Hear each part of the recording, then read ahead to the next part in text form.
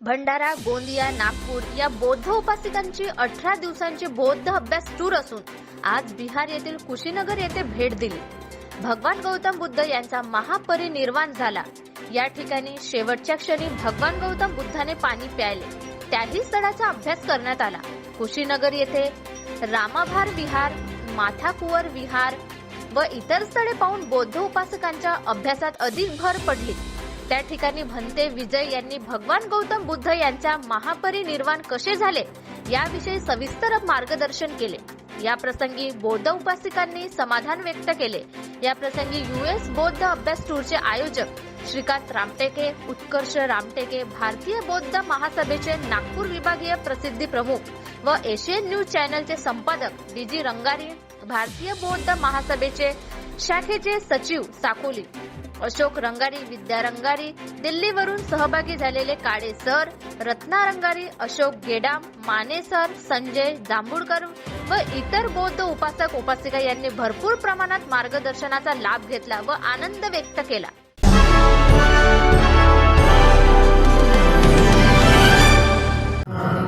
शाह पंचशीलन धम्म याचामे अनुगवा कत्तवा शीलन देता मे भन्ते द्वितीयम्पि अहम भन्ते तीसरण शाह पंचशीलन धम्म याचामे अनुगवा कत्तवा शीलन देता मे भन्ते तृतीयम्पि अहम भन्ते तीसरण शाह पंचशीलन धम्म याचामे अनुगवा कत्तवा शीलन देता मे भन्ते। बोलिए नमो तस्सा भगवतो अरहतो सम्मा संबुद्धस्सा। नमो तस्सा भगवतो अरहतो सम्मा संबुद्धस्सा। नमो तस्सा भगवतो अरहतो सम्मा संबुद्धस्सा। बुद्धं शरणं गच्छामि, धम्मं शरणं गच्छामि, संघं शरणं गच्छामि, द्वितीयम्पि बुद्धं शरणं गच्छामि, द्वितीयम्पि धम्मं शरणं गच्छामि, द्वितीयम्पि संघं शरणं गच्छामि, तृतीयम्पि बुद्धं शरणं गच्छामि, तृतीयम्पि धम्मं शरणं गच्छामि, तृतीयम्पि संघं शरणं गच्छामि, पाणातिपाता वेरमणि सिक्खापदं समादयामि,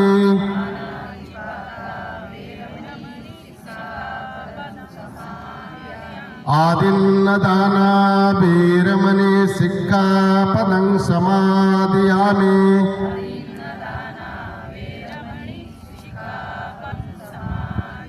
कामेषु मिच्छाचारा वेरमणि सिक्खापदं समादयामि,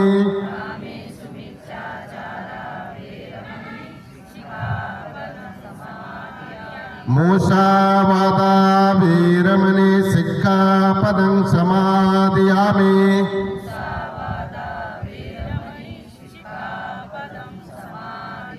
शूरामेरमज्जपमट्ठाना वेरमणि सिक्खापदं समादयामि,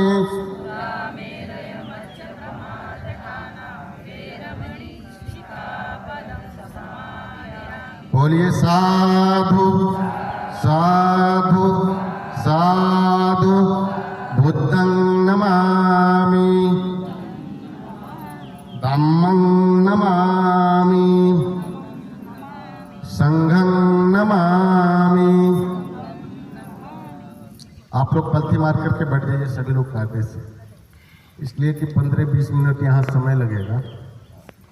हम आप लोग को यहाँ कुशीनगर के बारे में बताएंगे, भगवान बुद्ध के बारे में बताएंगे,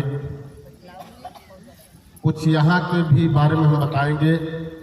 जो यहाँ कुशीनगर में कुशावती कुशीनारा में बोधिसत्व बाबा साहब अम्बेडकर के नाम से कोई बुद्ध विहार नहीं था, मैंने बनवाने का कार्य किया है जस्ट बगल में यही,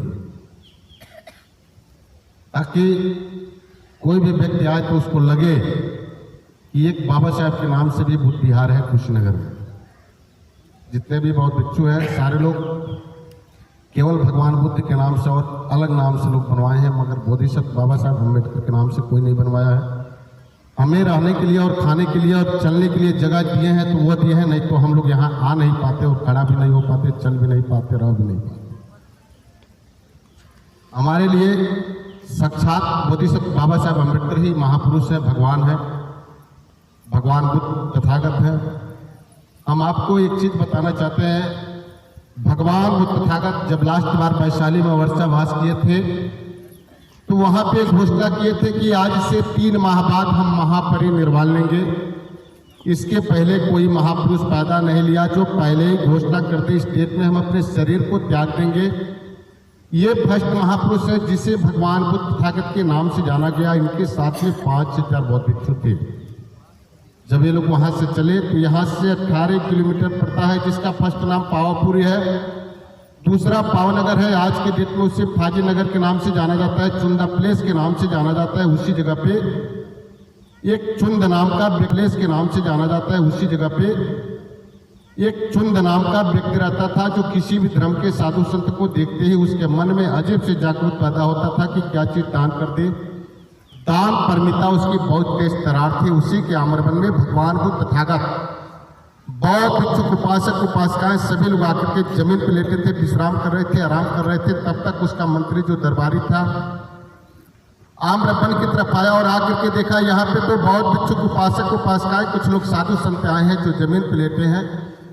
इतना देखने के बाद चुपके से लौट के गया और चुंदे से बोला, हे महाराज, अपने आम्रवन में बौद्ध भिक्षुक उपासक उपासिकाएं कुछ लोग साधु संत आए हैं जो जमीन पर लेटे हैं। इतना सुनने के बाद जो चुंद नाम का व्यक्ति था दौड़ के आया और भगवान बुद्ध तथागत के चरण में गिर पड़ा और गिर के कहा कि हे भगवान बुद्ध तथागत, बौद्ध भिक्षुक उपासक उपासिकाएं, आज आप सभी लोग हमारे वहां ठहरिए, स्नान कीजिए, आराम कीजिए, भोजन ग्रहण कीजिए, उसके बाद आप लोग आगे जाइएगा।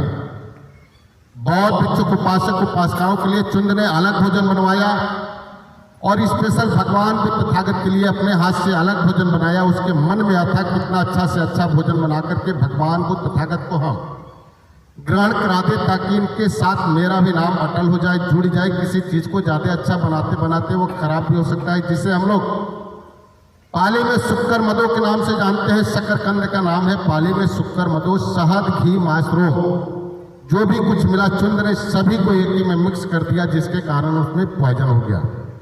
घी और मध की मात्रा आज भी एक बराबर होगा तो वो जहर हो जाएगा। भगवान बुद्ध तथागत को पता लग चुका था कि हमारे भोजन में पॉइजन हो चुका है, जहर हो चुका है। भगवान बुद्ध तथागत कहे यदि हम मना कर रहे हैं, इनकार कर रहे हैं, तो चुंद के मन में बहुत बड़ा कष्ट और ठेस पहुंचेगी, जिससे आने वाले कल की डेट में बौद्ध भिक्षु का कोई मान सम्मान नहीं करेगा। उपासक उपासिकाओं का जो है मनोबल टूट जाएगा, जिसके कारण भगवान बुद्ध तथागत भोजन को ग्रहण किए। ग्रहण करने के बाद कहे कि चुंद, हमारे इस भोजन से किसी अन्य बौद्ध भिक्षु को न दिया जाए, इसे गड्ढा खुदवा करके पैक करा दिया जाए ताकि कोई जीव जंतु इसे न खा सके।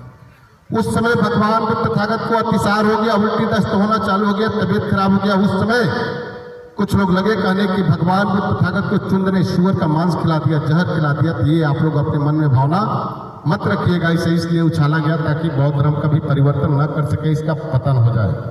उस समय भगवान बुद्ध तथागत कहे कि अनिच्छा संकारा, जीवन उत्पन्न है तो उसका पतन होना अनिवार्य है। जितना ही हमारे लिए सुजाता का महत्वपूर्ण कीर्ति था, जिससे हमारी बोध गया बोधि वृक्ष पीपल के पेड़ के नीचे ज्ञान प्राप्त हुआ था, उससे कई गुना चुंद का दूसरा नाम उसका घाघी है। आज के डेट में उसे कुपुत्ता नदी के नाम से जाना जाता है। वहां पे जब भगवान बुद्ध तथागत बौद्ध भिक्षुक उपासक उपासिकाएं सभी लोग आए, आकर के स्नान किए, आराम किए और कहे कि हमें कुशावटी जाना है। फर्स्ट नाम इसका कुशावटी है, दूसरा नाम इसका कुशीनारा है। आज की डेट में इसे कुशीनगर के नाम से जाना जाता है। यहाँ पे जब भगवान बुद्ध तथागत आए तो सबसे पहले जिसे हम लोग माथा को टेम्पल के नाम से जानते हैं, जहाँ भगवान बुद्ध तथागत मेडिटेशन में बैठे हैं, सबसे पहले उसी जगह बैठे और बैठ करके आनंद जी को अपना पात्र दिए और कहे कि हे आनंद, हमें प्यास लगी है, हमें पानी पिला। तो उस समय आनंद जी कहे कि हे भगवान बुद्ध तथागत, यहाँ पे तो कहीं चापाकल या कुआं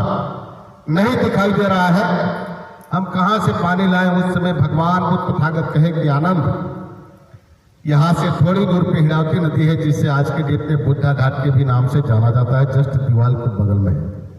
यहाँ पे जब आनंद जी पात्र को लेकर के आए पानी लेने के लिए, तो कुछ समय पहले बैलगाड़ी, हाथी, घोड़ा जो भी कुछ था क्रॉस किया था, जिसके आने जाने का मार्ग यही था। पानी गंदा हो चुका था। आनंद जी को बड़ी दुखित और चिंतित हुआ। यह गंदा पानी ले जाकर के भगवान बुद्ध तथागत को हम नहीं पिला सकते हैं, नहीं ग्रहण करा सकते हैं। आनंद जी दुखित और चिंतित होने के बाद लौट के गए और कहे कि हे भगवान बुद्ध तथागत, वह पानी आपके पीने के लायक नहीं है, कोई और उपाय बताइए। उस समय भगवान बुद्ध तथागत कहे आनंद से, चरत भिक्षुवे चारिके बहुजन हिताय बहुजन सुखाय। आनंद, जो पानी चलता रहता है वो कभी गंदा नहीं होता है, जो ठहर जाता है वो पानी गंदा होता है। आनंद, ठीक उसी प्रकार बौद्ध भिक्षुओं को भी जीना चाहिए। आनंद, बीच नदी में जाओ, पानी निर्मल और स्वच्छ चुका है। फिर आनंद जी दुखित और चिंतित होने के बाद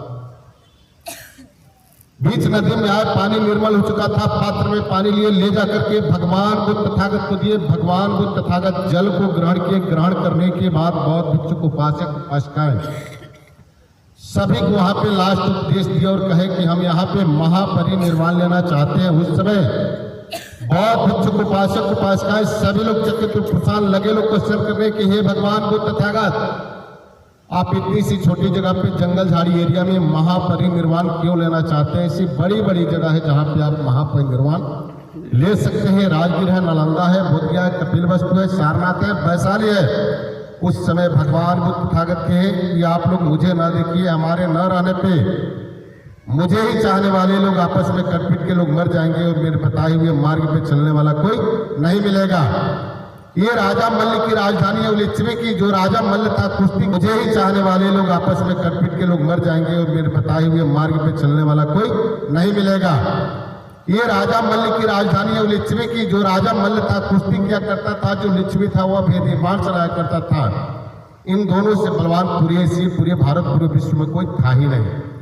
पहले के साधु संत लोग जिस राज्य में जाते थे, अपने शरीर को त्यागने के लिए, दाह संस्कार करने के लिए जमीन मांगते थे।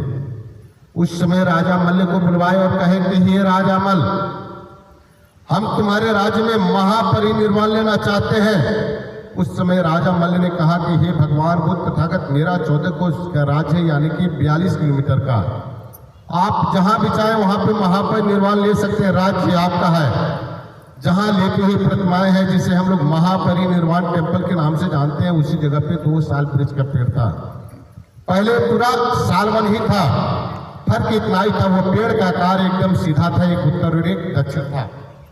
उसी पेड़ के बीच में सो करके भगवान बुद्ध तथागत महापरिनिर्वाण लिए। उत्तर साइड में सर को किए और दक्षिण साइड में पैर को। कारण यह है कि जितना हम लोग उत्तर जाएंगे इसकी हाइट ऊंची होती जाएगी, दक्षिण जितना हम लोग जाएंगे इसकी हाइट कम होती जाएगी, जिसके कारण भगवान बुद्ध तथागत उत्तर साइड में सर को किए और दक्षिण साइड में पैर को करने के बाद उसी जगह महापरिनिर्वाण लिए।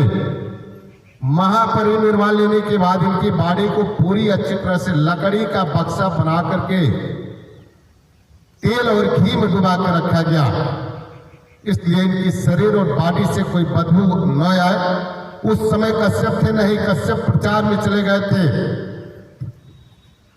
उस समय किसी लेप या बर्फ का प्रयोग नहीं था, इसलिए तेल और घी में डुबा कर रखा गया। धूप अगरबत्ती भी जला कर रखा गया, इसलिए ताकि इनकी शरीर और बॉडी से कोई बदबू और गंध न आए। उस समय कुछ लोग ये कह रहे थे साधु संत को जलाया जाता है, कुछ लोग कह रहे थे दफनाया जाता है, कुछ लोग कह रहे थे नहीं इनको दहलाया जाता है। उस समय राजा मल्ल ने द्रोण नाम के ब्राह्मण से पूछा, हे ब्राह्मण, इनकी दाह संस्कार कैसे की जाएगी। उस समय द्रोण नाम के ब्राह्मण बताए कि भगवान वो तथागत चक्रवर्ती राजा थे, इनकी दाह संस्कार एक चक्रवर्ती राजा की जैसी होनी चाहिए। फिर उस जमाने में हाथी, घोड़ा, बाजा, बिंदु जो भी कुछ मिला सभी को इकट्ठा किए। इकट्ठा करने के बाद इस जगह पे लोग लेकर के आए, जिसका फर्स्ट नाम आदहन चैत्र। आदहन चैत्र स्मशान घाट को ही बोला जाता है। यहाँ लाने के बाद बौद्धिस्ट में अगरबत्ती और मोमबत्ती से बॉडी के ऊपर आग लगाई जाती है। जब ये लोग लकड़ी को सजा देते हैं, सजाने के बाद भगवान बुद्ध तथागत की बॉडी को पाएंगे, उसमें उनकी अस्थि कलश रखी गई है। उस समय 8 स्तूप बने। जब अशोक सम्राट की शासन आई तो उन्होंने 7 स्तूप की खुदाई कराई, जिसमें एक स्तूप नहीं खोदा गया, कपिलवस्तु सिद्धार्थनगर का। और उसमें से 7वें स्तूप से अस्थि निकलवा करके उन्होंने पूरे भारत में 84,000 स्तूप का निर्माण करवाए थे। इस स्तूप का फर्स्ट नाम आदहन चैत्य इसलिए पड़ा कि पहले पूरा स्मशान घाट था, दूसरा नाम इसका अंगार चैत्य है। इसलिए नाम पड़ा कि भगवान बुद्ध तथागत के बाड़ी में आग कोई नहीं लगाया था, अकस्मात आग पकड़ा था, जिसकी वजह से अंगार चैत्य के नाम से जाना गया। तीसरा नाम इसका मकुट बंधन चैत्य है। इसलिए नाम पड़ा कि जिसको भी राज तिलक होता था तो इसी जगह पे ला करके उसके सर पे मुकुट बांधा जाता था, जिसकी वजह से मकुट बंधन चैत्य के नाम से जाना गया। आज के डेट में इसे रामाभारी स्तूप के नाम से जाना जाता है, इसलिए कि जिसका शासन काल जैसे आया उस हिसाब से लोग नाम इसका चेंज करते चले गए। इसकी हाइट जिस समय राजा मल्ल ने इसको बनवाया था, इसकी हाइट 273 फीट थी। इसको बने हुए 2568 वर्ष से पुराना हो चुका है। अपने वहां सबसे अधिक शासन सत्ता राज किया तो मुगल शासन, उनकी शासन आए तो लोग इसको तोड़वा दिए, खुदाई कराए। जब उनको कुछ समझ में नहीं आया तो वो लोग इसी तरह इसको छोड़ के चले गए। उसके बाद जब अंग्रेज की शासन आई तो उनको लगा कि इसमें बिक्खो गहना गुड़िया है, वो लोग इसकी खुदाई कराए, पूरे जमीन की सतह तक गए। मिला तो मिला क्या इसमें अस्थि और हड्डी। फिर वो लोग इसे पैक करा के छोड़ दिए। जब इंदिरा गांधी की शासन आई तो उन्होंने उठा करके इसे पुरातत्व विभाग को डोनेट किया। और बगल में उधर जो खंडर है आप लोग देख रहे हैं ना, मेडिटेशन सेंटर है, उसी जगह से बच्चों लोग बैठ करके पूजा वंदना किया करते थे। साधु